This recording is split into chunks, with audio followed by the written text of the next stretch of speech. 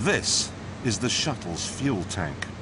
It may only be 130 miles to space, but to cover that distance, the engines will use 500,000 gallons of fuel, and that works out at 2 feet to the gallon. Despite the cost, however, NASA does need to test these engines once in a while. So they built this place in the wetlands of Mississippi.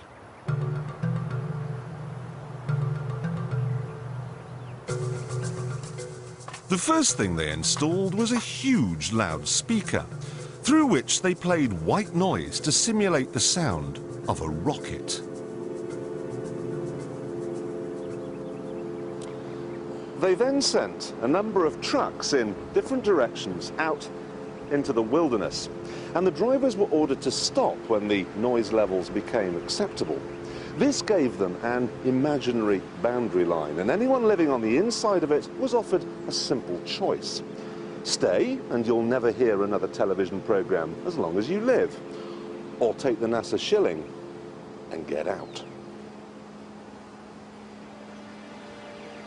No one stayed, and NASA ended up with exactly what it wanted. 125,000 acres of nothing.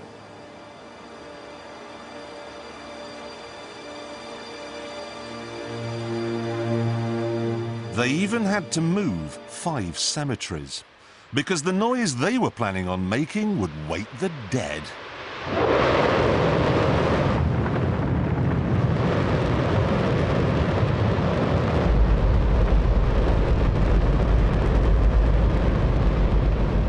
Don't worry if you can't hear what I'm saying. I couldn't even hear myself.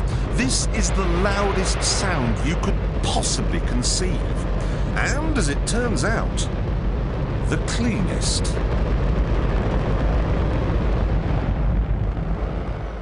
Now, the most amazing thing is that that cloud up there, which was generated by the engine, is just a mixture of hydrogen and oxygen. It's water vapor. And in about an hour's time, someone in Mississippi is going to get wet washing. It will actually rain.